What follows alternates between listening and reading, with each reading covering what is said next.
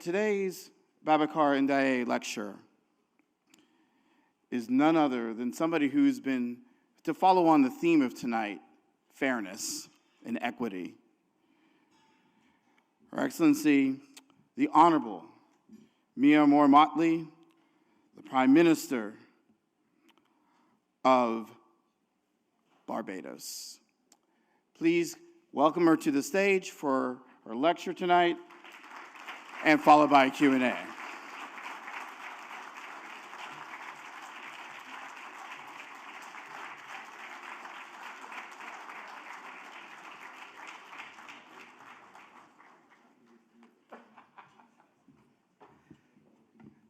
Good evening, all. I told him that that hug is to make him come back.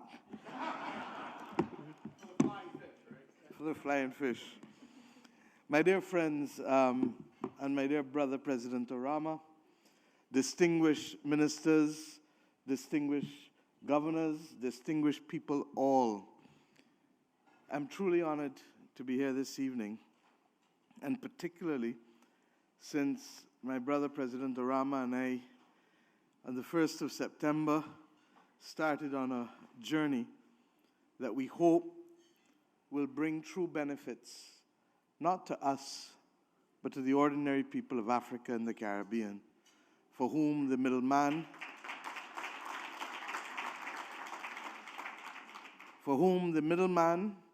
the middle leg, and regrettably, the middle passage is too much of a burden to bear. And unless we are prepared to make that defining difference, to remove it, we shall not be able to bring the level of prosperity to our people that they deserve. We have come here tonight to pay tribute through this lecture to a great son of Africa. And I want to say to his daughter and to his grandchildren that we honor him in every respect. I noticed that he returned to work in Africa in the year that I was born, in the institutions. And that in and of itself perhaps locates in me an appreciation that above all else, the journey that we take and the mission that we assume will not always be finished by our generation, but it is the appreciation of holding the baton for the leg that we run that matters. And it is against that backdrop, therefore, that I come to you, because the theme of tonight is a very broad theme. Developing countries, the developing world and Africa, in a turbulent global financial architecture. But the global financial architecture was never designed for us, so that it must of necessity be turbulent for us. The architecture was designed when we were still colonies, and when, as I've come to say over and over, we were not seen, we were not heard, and we were not felt. But that is a good enough excuse for 1945. It might even be a good enough excuse for 1965, in the year in which I was born. But in the third decade of the 21st century, it, as the Bible tells us, surpasses all understanding.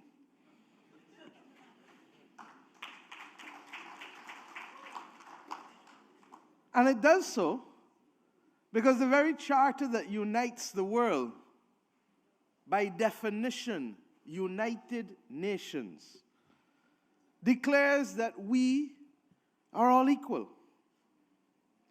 But if we are all equal, we have first to ask, how are we excluded from the most important places and decisions that affect how we live in this world? If you accept that the Security Council of the United Nations is to guarantee the peace of the peoples of the world, then how does the P5, the permanent 5, exclude a continent and a people that are responsible for more than 1/6 of the world, because I add the children of the diaspora to the continent of Africa.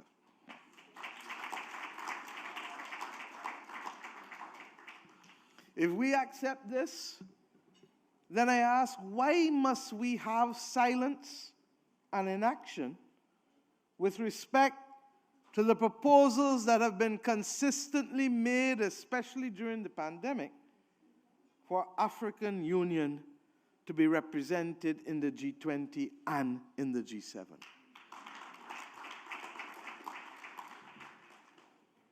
It's almost embarrassing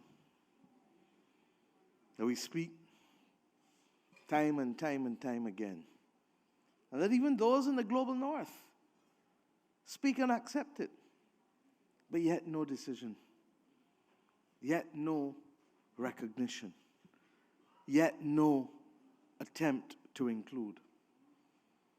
And I start at this point because there's a common thread that will run through much of what we address tonight.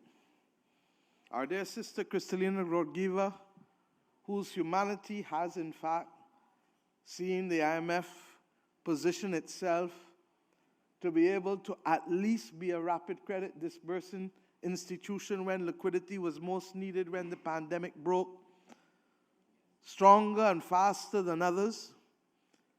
She herself recognized in 2020 the need for reform. So how does the head of an institution recognize it and the institution not be in a position to deliver it? Well, we all know that being the managing director does not mean being the board. And being the board does not guarantee political will. And it is against this backdrop, therefore, that I come tonight first and foremost to remind us that there has been significant work and conversation and consultation and all kinds of things to shape the possible way forward. And in many instances, there actually is consensus among the majority, even if not among those who have the power to make the difference. How does the majority globally constitute a minority position when the majority nationally constitutes a victory for democracy? I ask you to ponder on these things, because when you do, you begin to realize that the international polity, the international community, no longer wishes to accept that which it advises each of us to do at the national level. That the voice of the majority shall be the voice that determines future forward action. And I say to you tonight that it has been, for us, an amazing journey as a small developing state, because we have come face to face, like all of you who know what it is to be developing, whether as a large geographical country, a large populated country, or a small island developing state, to be excluded from the table. In this room, you all sit at the table. In this room, it would be inappropriate for us to believe that some should be considered as worthy and others considered purely as not capable of sitting at the table. But that is in fact what is happening within the global financial architecture. And even though the consequences were stark before, they became all the more stark once the individual crises started to line up on top of each other. Much has been said as to this being a moment of polycrisis.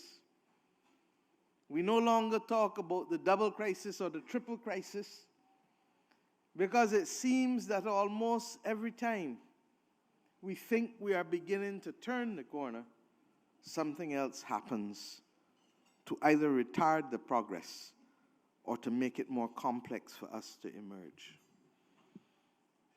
I'm sure that when we met in Barbados on the 1st of September, we never contemplated the actions that are taking place in the global financial markets today, driven not solely but largely by what happened in the United Kingdom.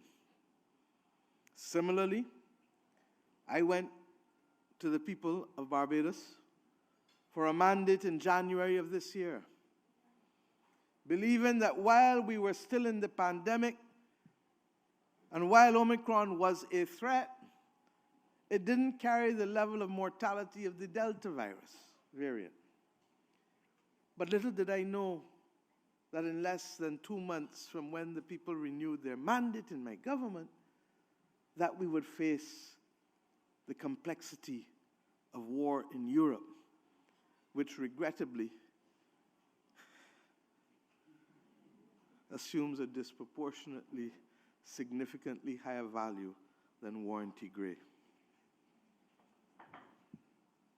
These things matter. And they matter not because of the unconscious bias that you may think of alone. They matter because they reinforce the underdevelopment of Africa as against the overdevelopment or the natural development of others.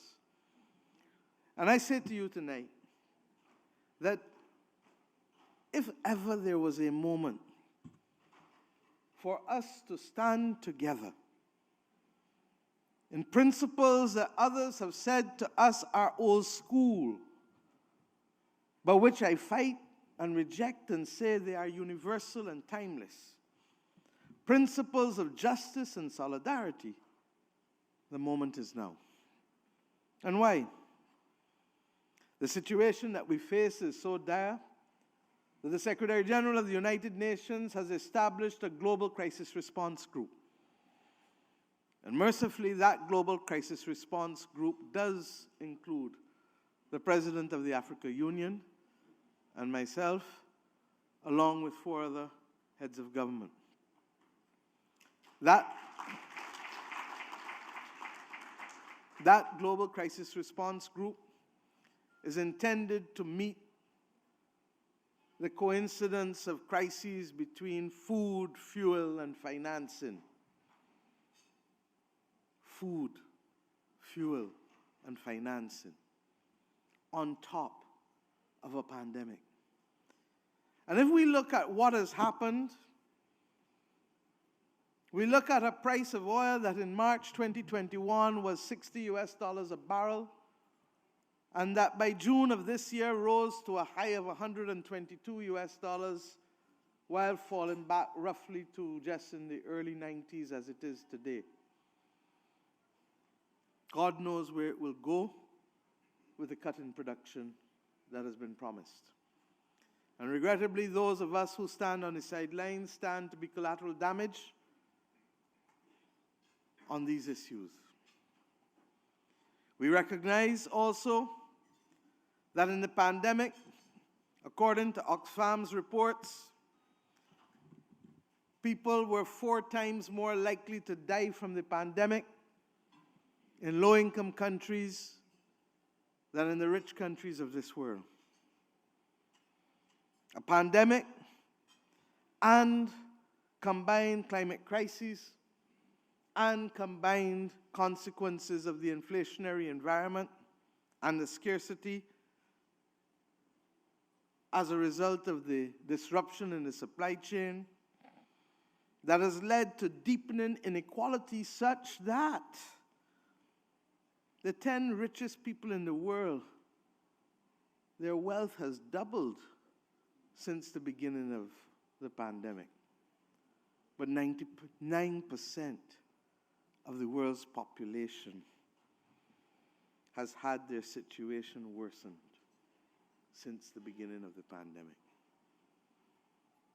Whether you look at the World Bank's figures of 97 million people pushed into extreme poverty, or you look at the Oxfam figures that expects that number will rise to 263 million, doesn't matter.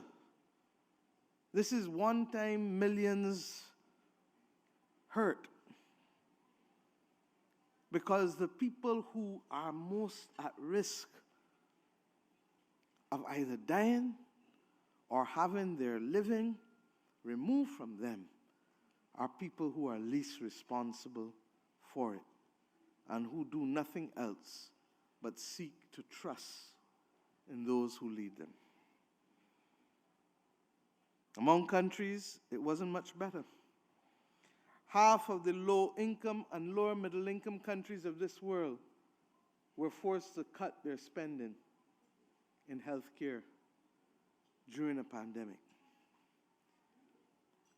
And if we listen to Oxfam, by the end of this decade, in the poorest of countries, they anticipate that 231,000 people will die from a climate crisis.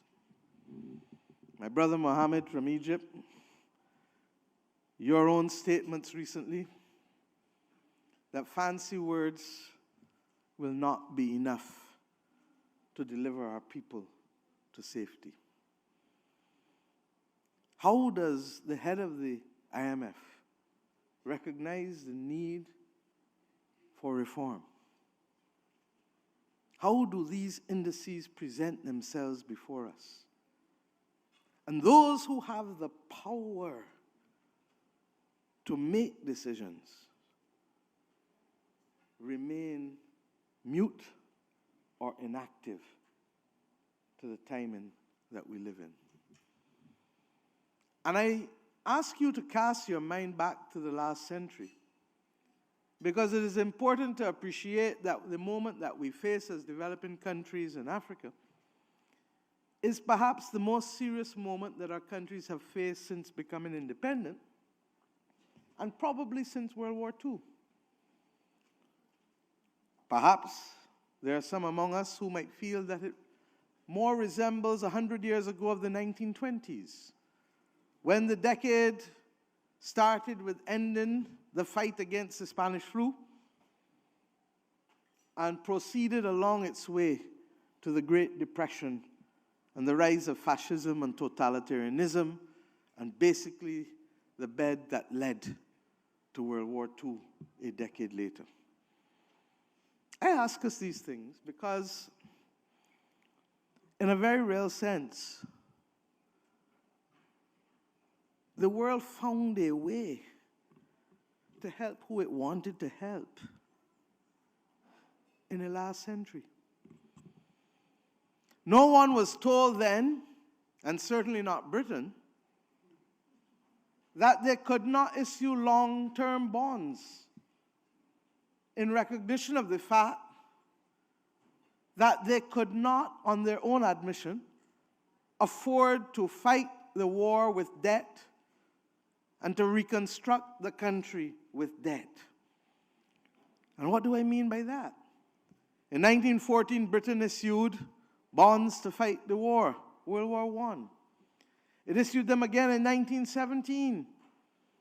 And when it realized that it was crowding out its space to be able to rebuild the country, it then determined to issue a single bond in perpetuity, which was only repaid, it was issued in 1932, and was only repaid 8 years ago in 2014. These are the things we must be talking to one another and sharing with our population.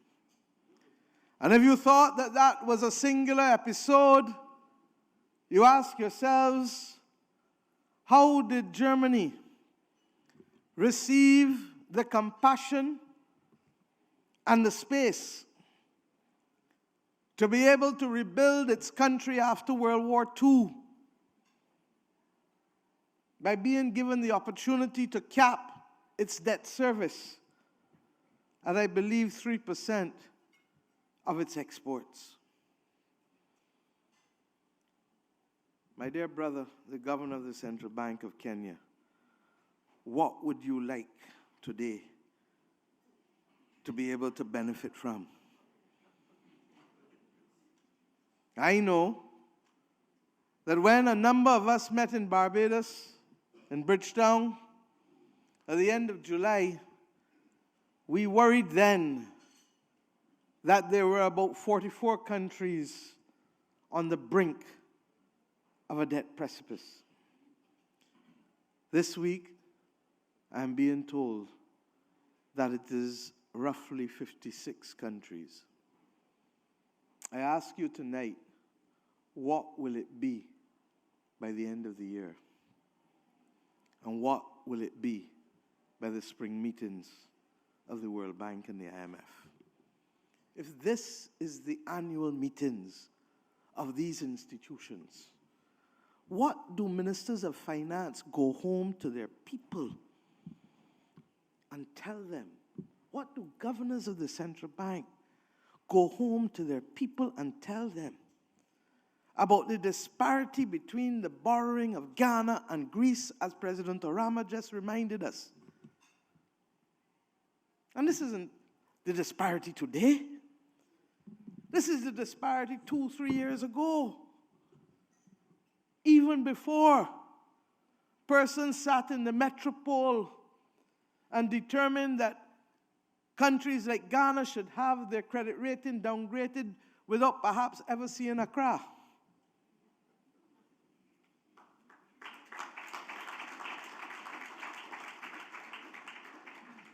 These are the inconvenient truths that must now be raised.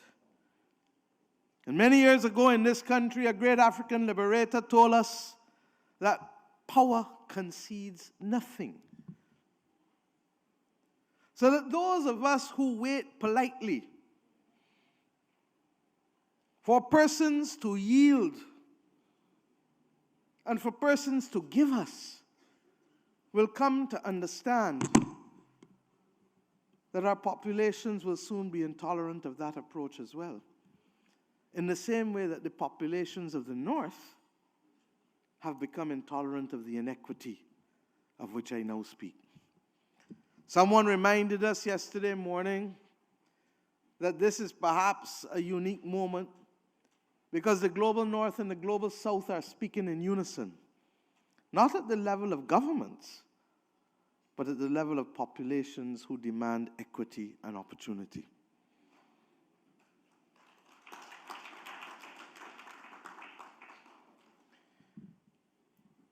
We have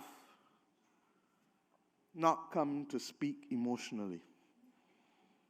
We've come to speak because we've reflected on these matters and we have examined the facts and we have examined the principles underlying the actions that we must take. The IMF has known what it is to change position. I don't pretend to be an economist as leader of my country, but I do accept that I can read and learn and be discerning. And that when these Bretton Woods institutions were formed, the IMF was given the task of being able to help countries defend their exchange rate and to deal with balance of payments issues in the short term. Along the way and along the decades, it became consumed with the issue of structural adjustment and macroeconomic liberalization. And in the 21st century, mercifully, it accepted the responsibility of liquidity easing and, in some instances now, long-term funding, as it is with the Resilience and Sustainability Trust. And I commend our sister Kristalina for that. And Barbados has been the first country to reach staff agreement on the Resilience and Sustainability Trust. 20-year money, 10.5-year moratorium, recognizing that countries need to be able to have the capacity to fight off and to build to prepare against future pandemics and against a climate crisis. It's not perfect, and we certainly don't believe that the RST should be linked to quotas because vulnerability knows no quotas. But we recognize that the IMF's own agreement admits of the review of quotas, and the review of that, I believe, is due next year, 2023. Similarly, we look at the fact of the disparity in quotas, where the 27 lowest income countries with a population of 600 million people have a lesser quota than the United Kingdom with 65 million people. These are the inconvenient truths that we have to confront in redesigning the global financial architecture. And I ask us to reflect on this because there has been multiple pieces of work. I referred just now to people who came to Bridgetown, many of you, some of you in this room, and who reflected on us that the time had come for us formally to raise our voices in what we have come to call the Bridgetown Initiative. It would be foolhardy for me, as a person who understands the mood of the room on a Friday evening, to bore you with the details of it. But I commend it to you for your reading. And I equally commend to you an excellent piece of work done now by the African Ministers of Finance and the United Nations Economic Commission for Africa with the IMF.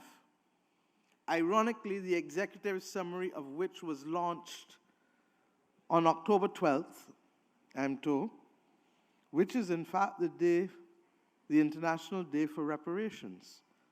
The symbolism could be no stronger.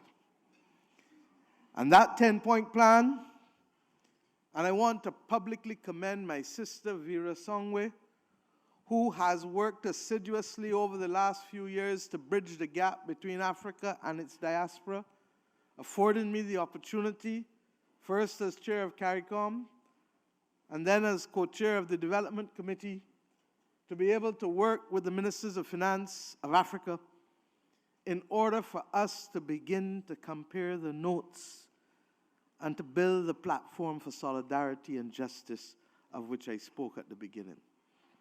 The reality is that while the two documents are not exactly the same, they mirror each other, both in philosophy, mission, and can complement each other in initiatives that are put before us. I ask us to please take the time to review this. And President Arama, I know that you and your members of staff of the bank will ensure that these things become more widely accepted. Because what does it really mean to countries and to people? When we ask for a temporary suspension of surcharges by the IMF, it is because interest rates are already high. And why would you therefore continue to charge people at the very time when they can least afford to pay it with respect to surcharges? The messages have been sent and received by central banks the world over as to the need for the increases in interest rates in order to combat the cancer of inflation. But yet, the same countries that are at the forefront of quantitative tightening have not yet deemed it fit to instruct their executive directors to ease the burden of these temporary surcharges. Similarly, we have a clear recognition that we are at a moment of a polycrisis. And the very same liquidity that was released at the beginning of the pandemic, in the face of the 56 countries that are now facing serious difficulties of debt, ought to become available to us as we go forward.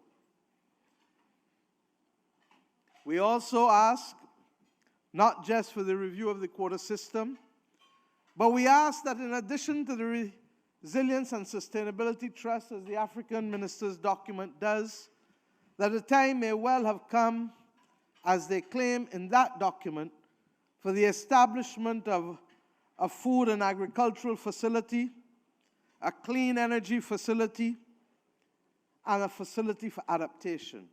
And some of you may ask why. Largely because it is not sufficient anymore to stop the bleeding. It is now necessary to cure the problem and to take preemptive action to avert balance of payments and liquidity difficulties.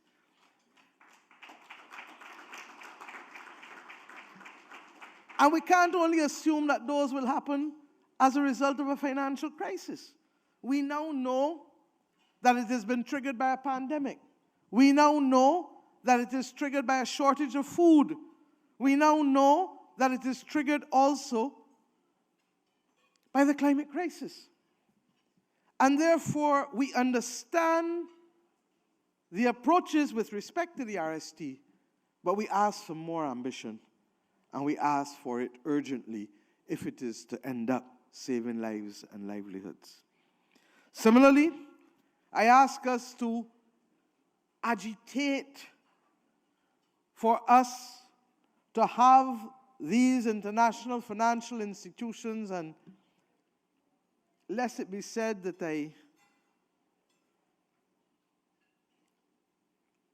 have been too difficult sometimes on the World Bank, I just ask us to remember what is the name of that bank as well.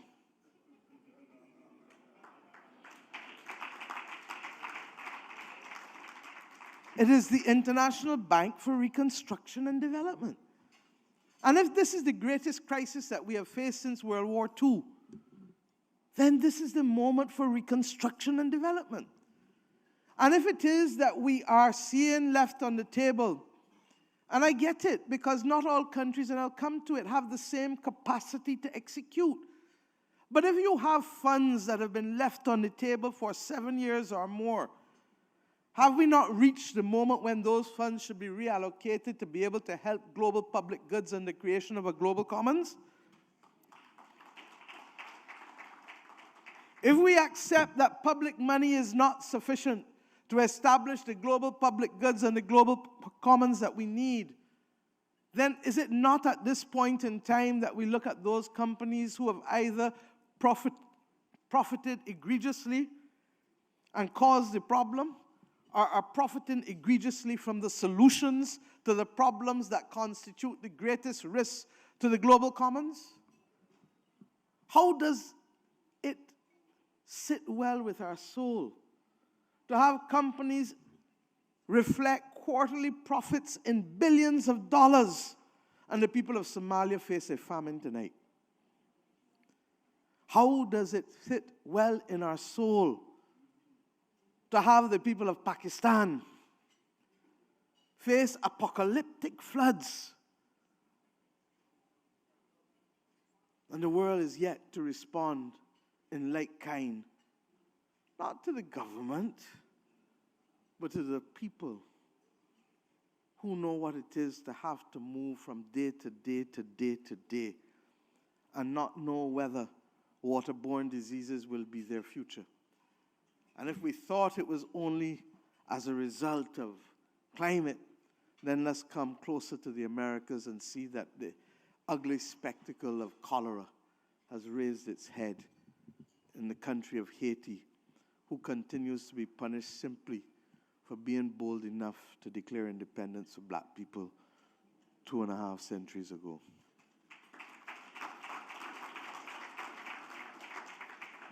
I ask us tonight, therefore, to recognize that the one-size-fits-all prescription cannot work anymore.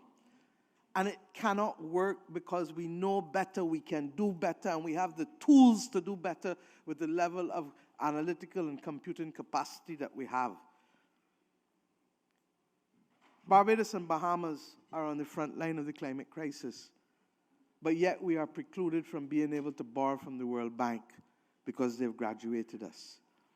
And the answer is not to offer to degraduate us, as has happened. The answer is to allow middle-income countries who are climate vulnerable exceptional access to deal with the matter of building resilience against climate. When the Paris Agreement was being settled, small island developing states were told, come to the table. We need you to sign off. We will give you a loss and damage mechanism. The Warsaw Mechanism for Loss and Damage was referred to us. Today, there is no mechanism for loss and damage. And I can only pray that by the time we reach Egypt, that it shall be on the agenda, because the justice of the moment demands it.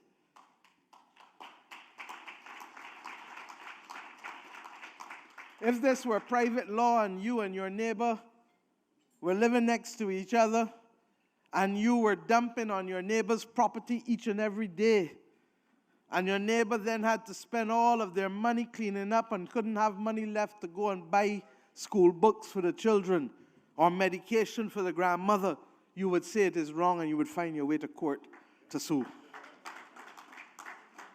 If you were talking in the United Nations before it became so clear that it was a climate crisis, you would talk about the polluter pays principle, because it's rhetoric that you're involved in. But now we get down to the nitty-gritty of damage and loss. There is nothing there. And if that was the only allurement to sign in the Paris Agreement, I might even give them a buy. But there was the adaptation funds of $100 billion, and we use the sum today as if there has been no inflation between 2016 and now with respect to what that $100 billion meant in terms of adaptation to developing countries then as it does today. These things are wrong. But they're not the only examples of a one-size-fits-all prescription. The other example lies equally in a belief that debt sustainability is anchored by a debt-to-GDP ratio of 60%. How does a metric that is suitable for good times become the metric by which we assess people, countries, in a polycrisis? How does a metric for good times become the measurement without more and without further granularity? When rates of return on investments made and incurred to build up that debt will vary substantially. There are some countries that will have a 90% debt to GDP ratio, but because of the nature of the investments that they have that literally led to that debt, their debt is more sustainable than somebody who has 60% because of the nature of investments made. This is the granularity that is entirely capable, and the staff at the World Bank and the IMF and others are the best paid international public servants and have the capacity to have access to all of the tools that they need to be able to provide greater granularity and greater sensitivity to benefit our countries, rather than the arbitrary decline and rejection. There are small states today as we speak that are being told that even though projects are financially viable, that they cannot borrow from the World Bank because the debt sustainability analysis does not allow it. What can be a greater financially viable project than a geothermal project in today's world when energy is at a premium? This is the this is the paradox of the moment. And I ask us, please, to recognize that these are not just arbitrary figures. Barbados' ability to be able to help people depends ultimately on where we place that fiscal anchor, especially in a fund program. Most countries in the developing world who have to face adjustment, whether it is 60% or 80%, will determine what kind of primary surpluses they have to run. And I've made the point already. The important thing is bringing down debt. I am not exactly small, and I know what it is to have to lose weight. And if I try to lose weight at 6 pounds a week, as opposed to 2 pounds a week, I would soon understand that it is unsustainable. Because the body can't carry the pressure of losing at that rate. And it is no different with debt. Because the space that is needed to carry the vulnerable in our societies must come from the public space. Because as much as we would want to believe that others outside of the public sector would do it, we soon come to realize that that is an act of mercy and charity. But our people were not imbued only to be subject to mercy and charity, but to benefit from rights and equality of opportunity.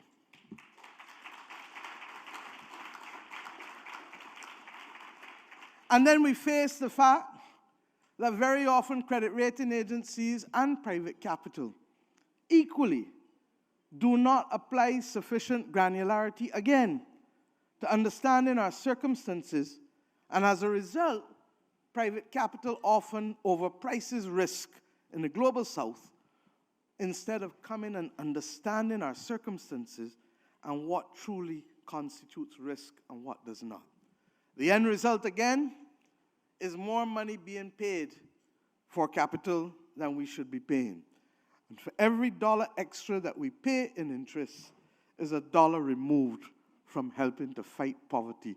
And as a Prime Minister of Barbados used to say, to stop poor people from being poor. These are the things that bother us.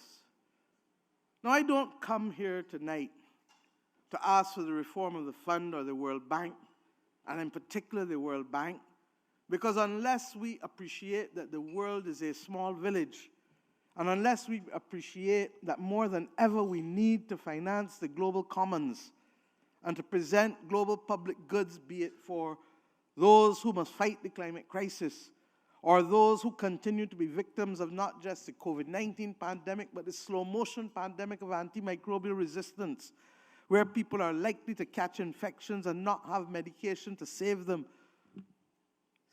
It's now the third largest killer in the world, and by 2050 it will be the largest.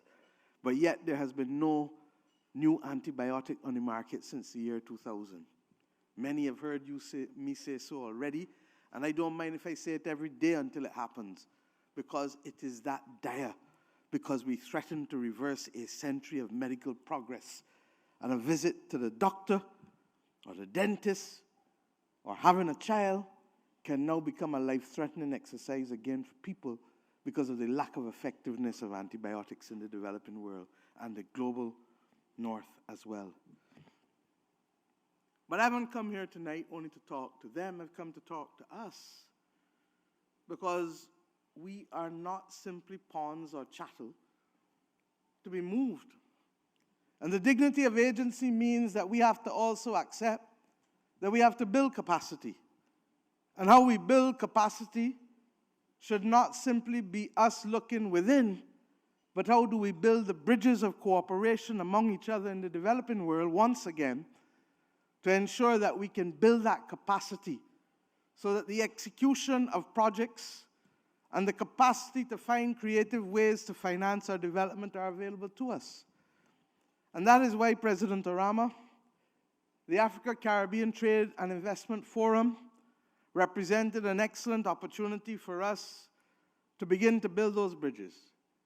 That is why the presence of Caribbean banks in Ghana, and we hope soon in the rest of other countries in Africa, and African banks in the Caribbean become critical.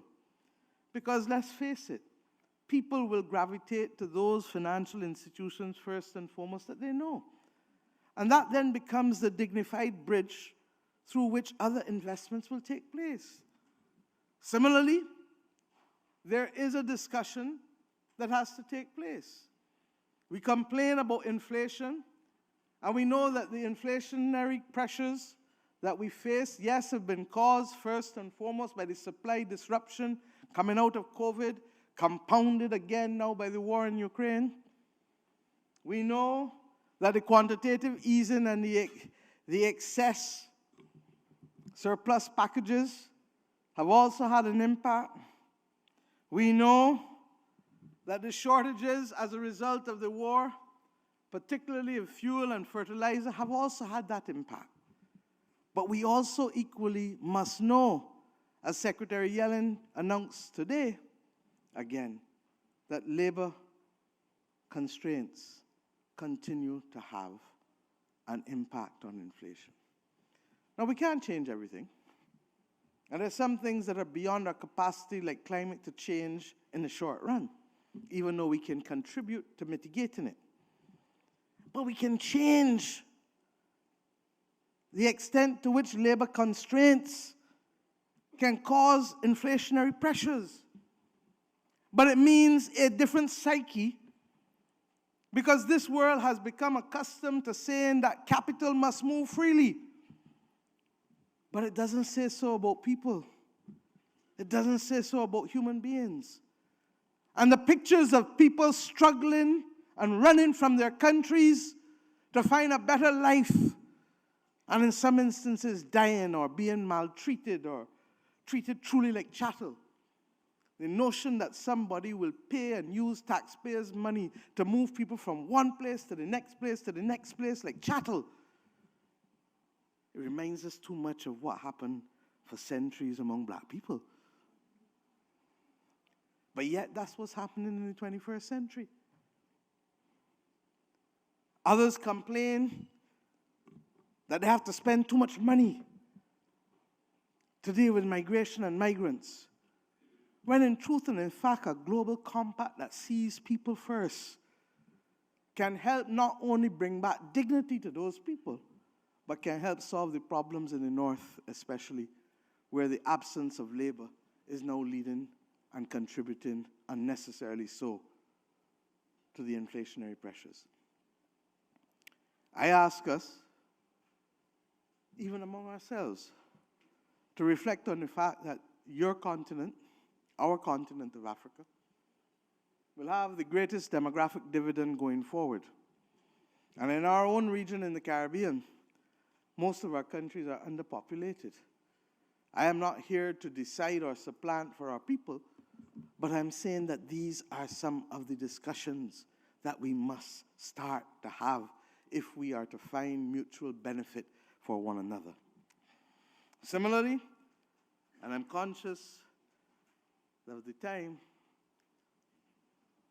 but I say to you that ultimately the political will must matter. The political will to bridge and to reclaim our Atlantic destiny.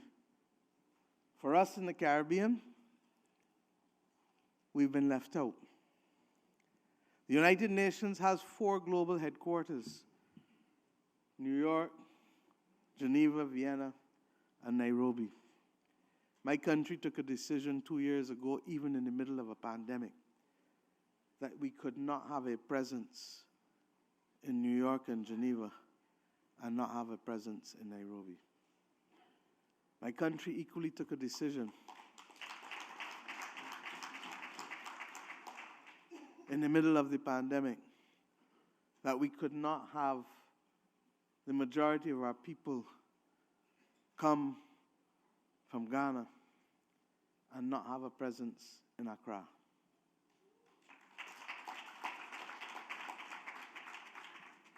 But these must not be isolated decisions.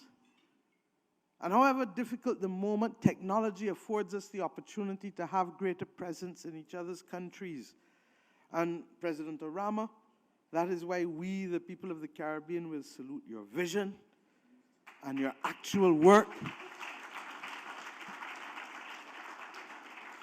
in creating a presence, recognizing that global prosperity for Africans must also include not just the continent of Africa, but the 6th region of the African Union, which is the diaspora of Africa.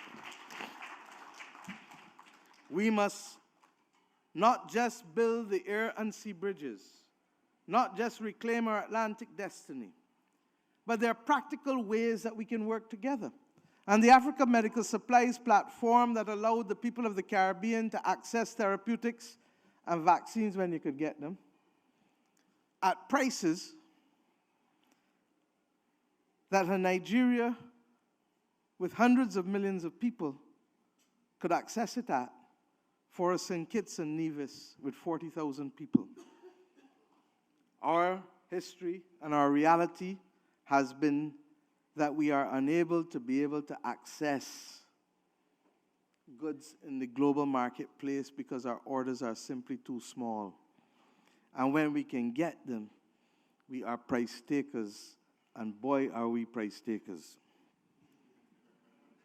That is why the determination not to only allow that platform to be used for medical supplies, but now for grain and fertilizer, is something that will bring tangible benefits to the people of Africa and the diaspora if properly established.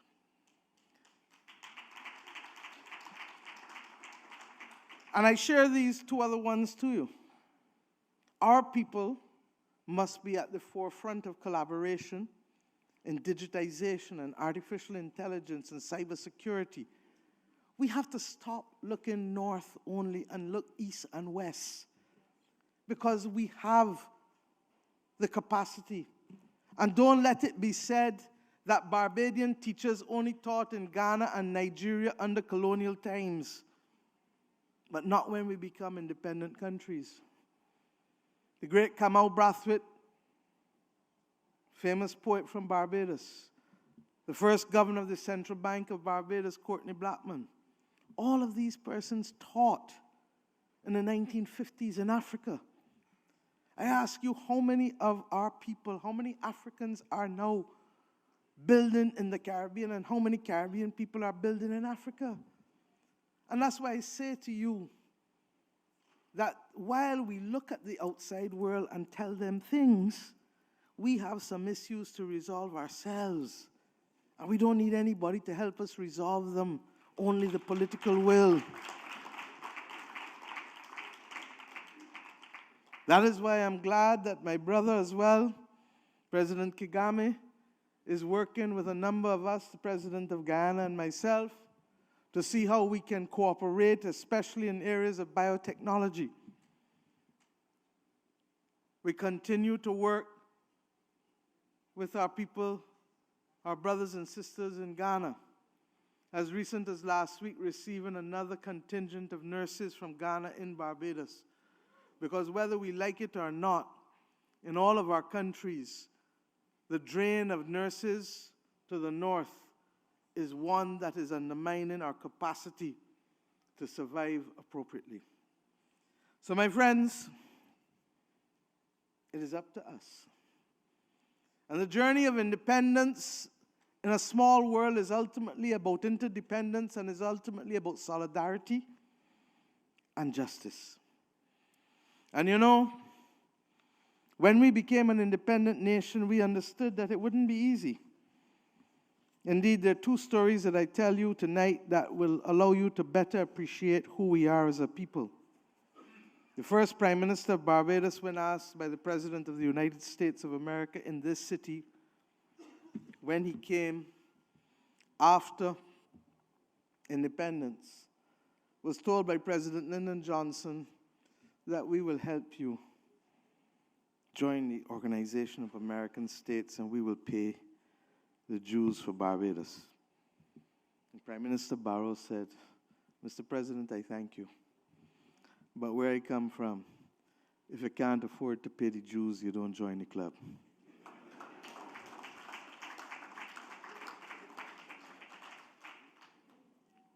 The bottom line is that it was also him that led to an abiding statement that we shall be friends of all and satellites of none. If ever that principle was appropriate, it is now, as the world seeks to see everything in binary terms. When it comes to war and peace, it's Russia and the Western world. And when it comes to the US, it is US and China. But we don't have the luxury of seeing the world in those terms, because we have the obligation to take our people out of poverty while retaining their dignity and to build the platforms for prosperity that ought to be our own, given the abundant resources on land and in the sea that we have. I ask us tonight to remember that the one way out of turbulence is to hold hands and to support each other. Hold hands in justice and hold hands in solidarity. And you know, they say I like music. It's true.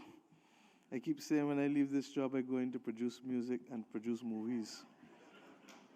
Because we have stories to tell. And other people are telling our stories, but we need to tell our own stories. But the great Bob once wrote a song called Africa Unite.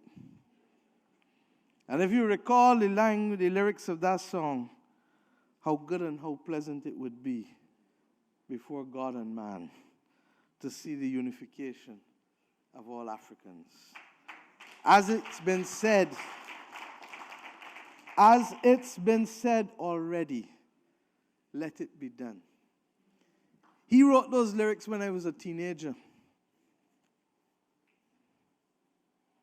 And decades later, it is only now beginning to happen. I ask us to seize the moment and to recognize that more than ever in these turbulent times, our people need us to build the bridges and to mount the fight for justice and in solidarity, or in simple words, for fairness and together. God bless us all. Thank you.